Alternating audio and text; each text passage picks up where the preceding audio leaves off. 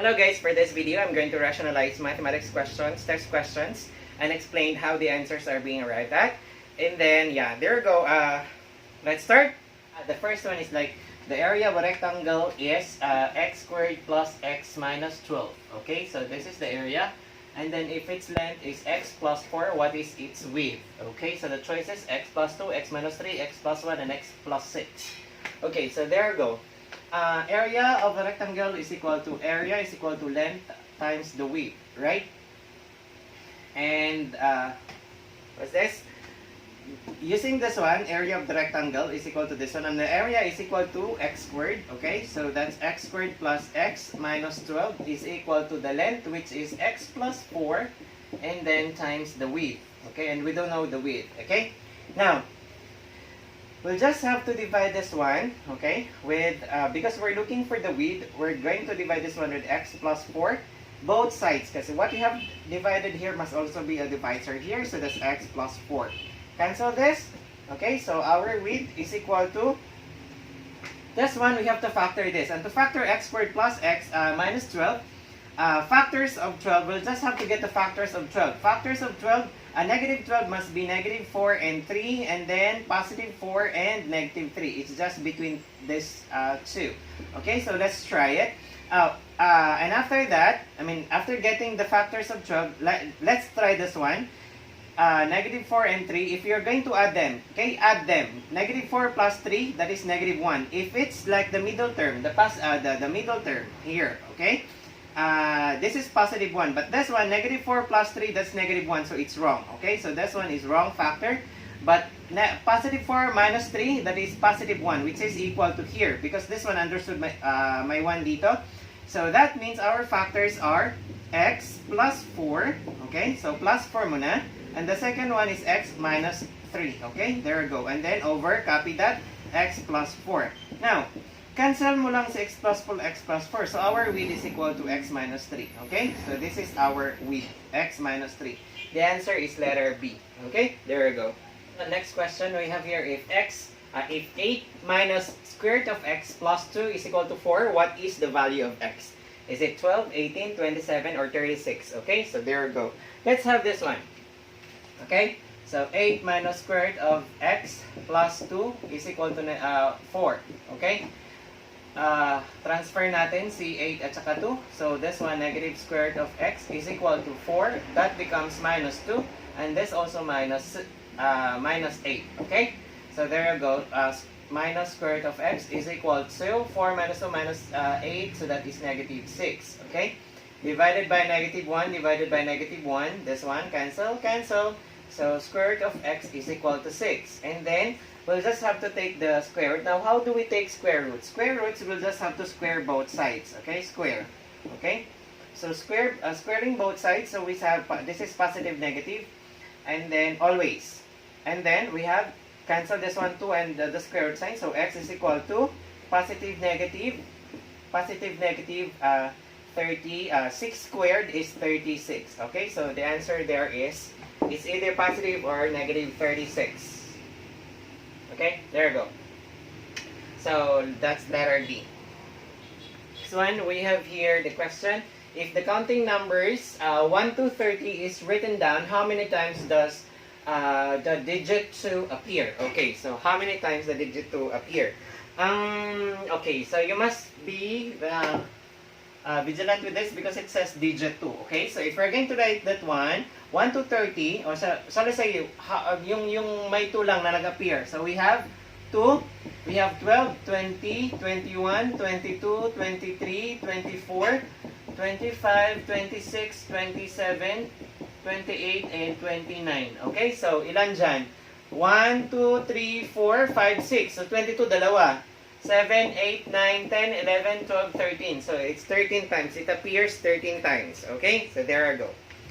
So, ito ha, lagi niyong tandaan, pag double siya kasi digit siya, so that means this is not counted as 1 but 2. Okay? So, that's 22 has 2 digits of 2. Okay? There we go.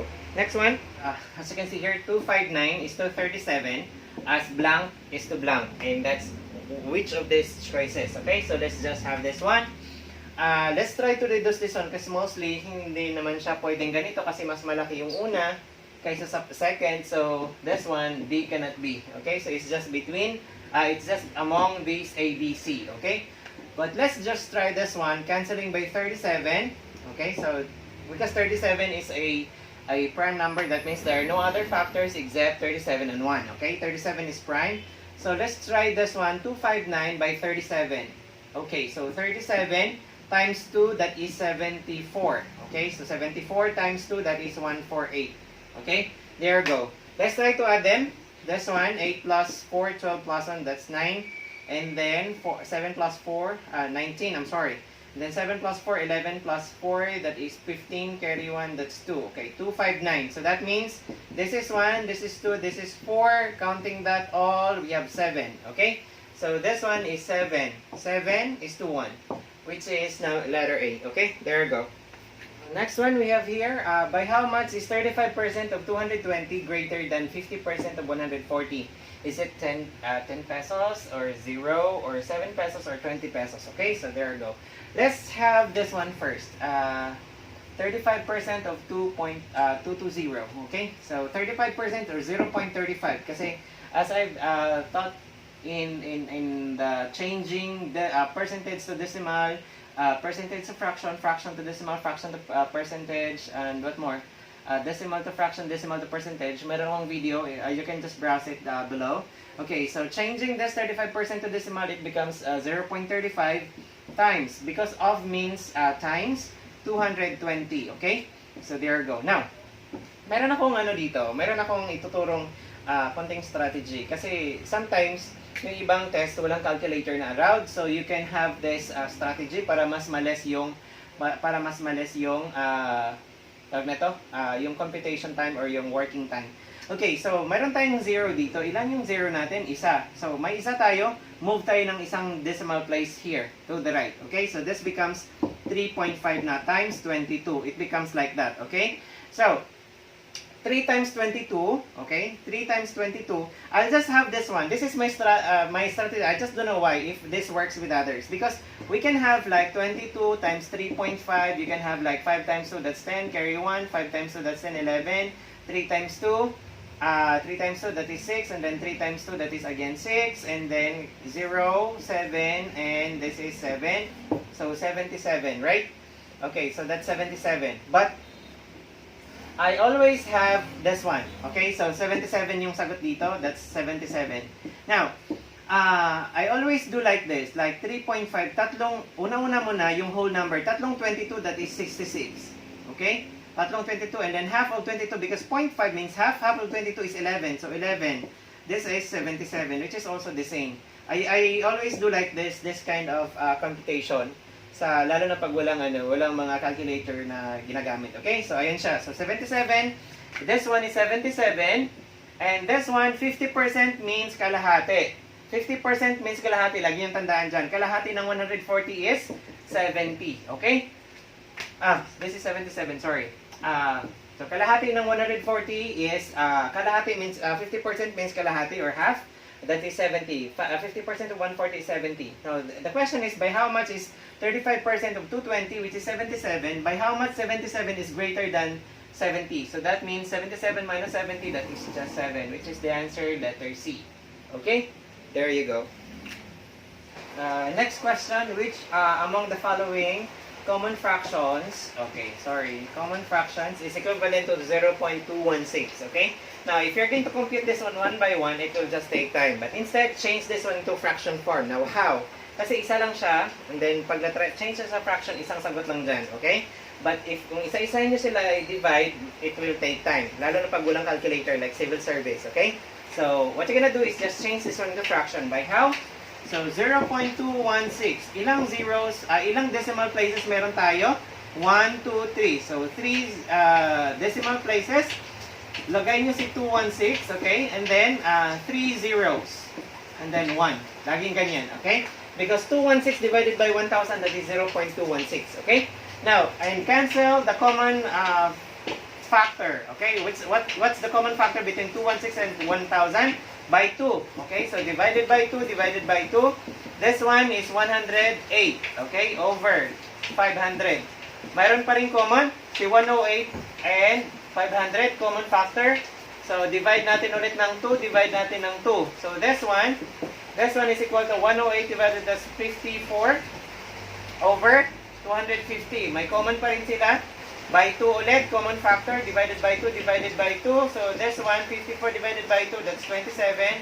Over 250 divided by 2, that's 125. May common pa ba sila? Si 27 at saka si tawag nito, si 27 at saka si 125. Wala na po, wala na silang common factor. So, the answer is 27 and 125. So, that's letter B. Okay? There we go. So, another one here. We have what value of x will make this proportion correct? 13 is to x. Okay? 13 is to x is equal to 3.25 is to 8. Okay? There you go. Now, the usual way is we are going to multiply the extreme. So, 8 times 13. So, we have 4. And then 2, 104. Okay? And then we divide this one here with the mean. So, 104 divided by 3.25. Move 2 decimal places para ma-remove yung decimal. Move ka rin dito ng dalawa. So, 10,400 and then 325. Okay, there you go. So, 1,040 divided by 325. Let's try 3. 3 times 5, that is 5. 1, 3 times 6, 7. 3 times 3, that is 9. 975, so this one is 65. 65, bring down 0. 650 divided by 325, that is 2. 2 times 325, that is 650. And that is 0, so the answer is 32. So, letter C. Okay? Now, meron akong ginagawa dyan.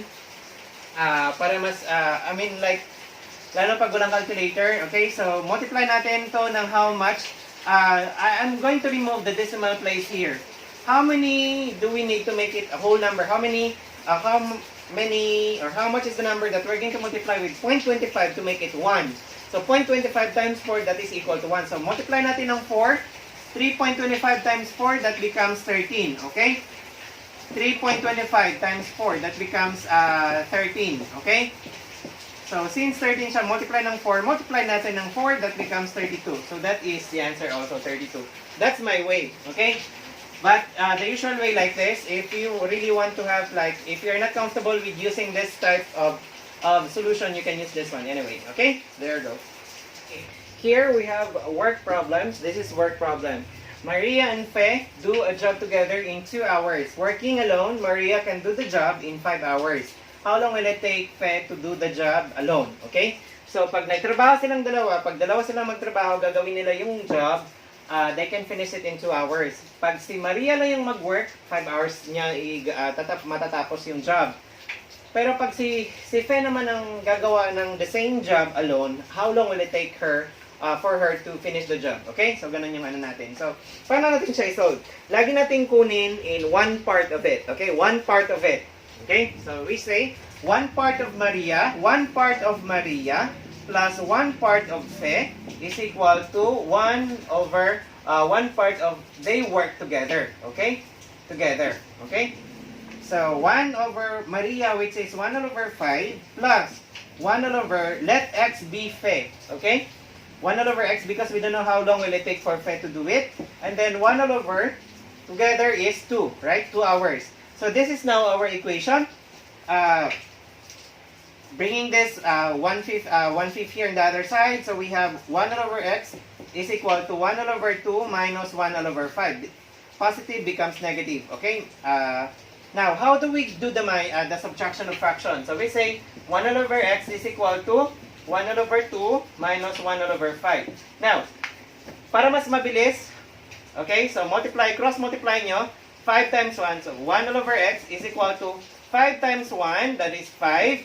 2 times 1 is 2. Minus. Kung ano yung sign dyan, minus. And then, ganun siya. 5 times 1 is 5. 2 times 1 is 2. And then, minus yung sign. 2 times 5. Ganon. So, that's 10. Okay? There you go. Next, 1 over x is equal to 5 minus 2 is 3 over 10. Right? So, 3 over 10. Fraction both sides of the equation. So, cross-multiply nyo lang. X times 3, that is 3x, is equal to 10 times 1, that is 10. And then, divide natin ng 3 si x kasi kung ano yung variable or coefficient ng variable, yun yung divisor natin. Both sides. Okay? Divided by 3, cancel. So, x is equal to 10 divided by 3, that is, ilang 3 mayroon doon? Ilang 3 mayroon sa 10? So, we have 3, right? 3 and, how much is the remaining? 1 over 3. 3 and 1/3. Okay? 3 and 1/3, which is letter B. Okay, there you go. Okay, next one here on the board. Okay, so pattern ulit tayo.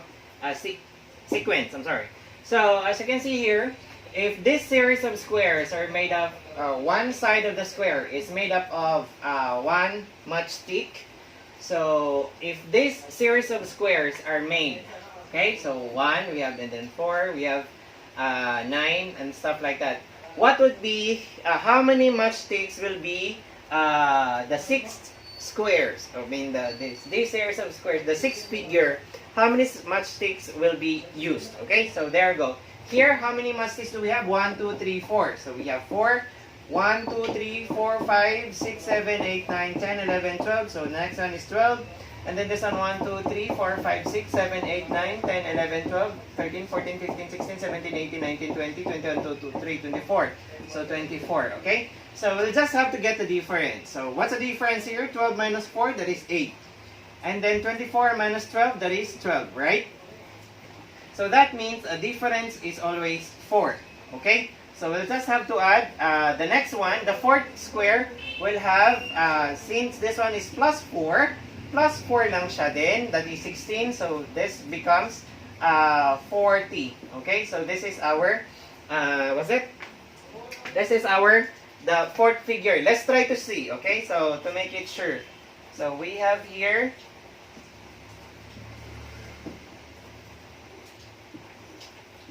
okay, shall I say like that? I'm sorry for the drawing. Anyway, so 1, 2, 3, 4. 4, how many verticals do we have? 5, so that's 20. And then, for the horizontals, 1, 2, 3, 4. 4 times 1, 2, 3, 4, 5. So that is another 20. So 20 plus 20, that's 40. Okay? So as you can see here, we just have to add plus 8. And then, okay, so next is 40.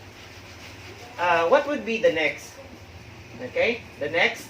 So this one, we'll just have plus 4. So this one is plus 16. Plus 4. So this one is just plus 20. So the next one is 16. And then next one is 24. Because we just add 4. Plus 4, that's 12. Plus 4, that's 16. Plus 4, that's 20. Plus 4, that's 24. So 60 plus 24, that is 80. 84, I'm sorry. 84, which is letter D. Okay, there we go. This is pattern. Okay, here, if 1 over x is equal to a over b, what is the value of x? Okay, so since, is it a plus b, b minus a over b, or b over a? Okay, so we have 1 over x is equal to a over b. Now, both sides are in fraction form, so cross-multiply nyo lagi yan. Okay? X times a, that is ax, and then is equal to b times 1, that is b. And then, since we're looking for x, we divide it with a. Okay? What you have divided here, kung ano yung numerical coefficient dito ay yung divisor natin. So, i-divide natin ng a, divide din natin ng a siya. So, x is equal to b over a, which is letter D. Okay? b over a. Okay, so this one is a permutation or fundamental counting principle, permutation and combination problem. Okay? So, if a bus has 7 vacant seats, if there are additional passengers that will enter the bus, in how many different ways can they be seated? Okay? So, there you go. Okay, so this one, shall I say there are 7 vacant seats, okay? 1, 2, 3, 4, 5, 6, 7. Okay, there you go. Now, if the first passenger comes in, so how many seats can he choose from? So there are 7 choices, okay? Right? Okay, so this is a one way. Now, since the first seat is already filled by one of the passengers, the second passenger that will come in, how many choices does he have? There are 6 choices, right? And then the third passenger, how many choices remaining does he have? They have 5, and then 4, and then 3, and then 2, and then 1. Multiply them, that is the total ways they can be seated, the different ways that they can be seated, okay? So 7 times 6 times 5 times 4 times 3 times 2 times 1. So I just multiply this one, this is 6, and then multiply this one, this is 20, and multiply this one, this 2, that is 36, right? So 36 times 20, that is 720, okay? 720 times 7, just multiply it with 7. 7 times 0 is 7, 7 times 2 is 14, carry 1, 7 times 7, 49 plus 1, that's 50. So that's 5,040 ways, which is letter C. Okay, there we go. Here's average problem. Roger's grades in 6 subjects are 88, 89, 84, 90, 91, 86. What is the least grade that he should aim for the 7th subject if he has to have an average of 88? Okay, so ito yung average na sa 7 subjects. And he has this list of 6 grades in subjects, in the 6 subjects. And what must be the 7th grade? Okay, would it be 88, 89, 90, or 91? Okay, so let's try this. First is we say 88 plus 89 plus 84 plus 90 plus 91 plus 86 plus x, which is the 7th grade, divided by 7. Okay, is equal to 88. Okay, so there you go. Let's add all of this. We have 88 plus 89, 84, 90, 91, 86. So 6, 7. This is 28, carry 2. This is 528. Okay, so that's 528. 52, 528. Okay, so the 6 subjects, so we have 528 plus x over 7 is equal to 88. Okay, so understood, there's one here. Cross multiply natin yan sila. Okay, kasi fractions on both sides. 1 times 528 plus x, we have 528 plus x is equal to 7 times 88. When cross multiply, so 88, 616. Okay, so this one is 616. Let's transpose 528 in the other side. So x is equal to 616 minus 528. Okay, 528. And x is equal to, this is 72 plus 16. So that's 88. Okay, there we go. The 7th grade must be 88 to have an average of 88. Okay, so the answer here is letter A. There we go. Okay, here again we have the permutation question. In how many ways can 7 people be seated around a circular table? Now, circular permutation, we always have like the n minus 1 and factorial. Factorial means we have to multiply it until 1. Okay, so our n is 7, so that's 7 minus 1 factorial. So we have, this is equal to 6 factorial. 6 factorial is equal to 6 times 5 times 4 times 3 times 2 times 1. Okay? That's 6 factorial. This one's 3 times 2 times 1, that is just 6 anyway. This is 20. And then 6 times 6, that is 36. 20 times 36, 36 times 2, that's 72. And then add that 0 to 720, which is letter B. Okay? There you go. Okay, so we have here arithmetic sequence, series and sequence. I'm sorry. That's not arithmetic, but series and sequence. Okay. So what would be the next 3 terms of the progression 1, 4, 16, blank, blank, blank. Okay? So there you go. As you can see here, 1, 4, 16, blank, blank, blank. Okay? Here, what we did, we just have multiply it with 4. Right? Multiply it with 4, multiply it with 4. So multiplying it with 4, that becomes, okay? Multiplying this one, 16 by 4, that is 64. Okay? There you go. Multiplying this one by 4, so we have 264, 128 times 2, that's 156. Multiplying this one by 4, okay, so that is 256, 250 times 4, 1006 times 24. So 1024, there you go. So 64, 256, okay, there you go, that's letter D. Okay, that's how we're gonna do it. We have here, what is the GCF, or greatest common factor of 20 and 36? Okay, so 20, 36, okay, GCF. What's the common factor between 20 and 36? We can say that this one is 4. Okay, so 4, 20 divided by 4, that is 5, and then 36 divided by 4, that is 9. Okay, so there you go. This one is our GCF, which is the common. Okay, so the GCF is now 4. Now, what if the question is, what is the LCM of 20 and 36? Okay, so to get for our GCF here is just 4, right? So this one. What if LCM? So LCM, you'll just have to, after getting the common, like this one, you'll just have to multiply everything here. So 4 times 5, that is, what's this? 20 times 9, that is 180. Okay, so 180 is the least number that both 20 and 36 can divide. Okay, There you go. So our LCM is 180. That's how we get it. Okay? So GCF and LCM, or least common multiple. Okay? There you go. I hope this one helps.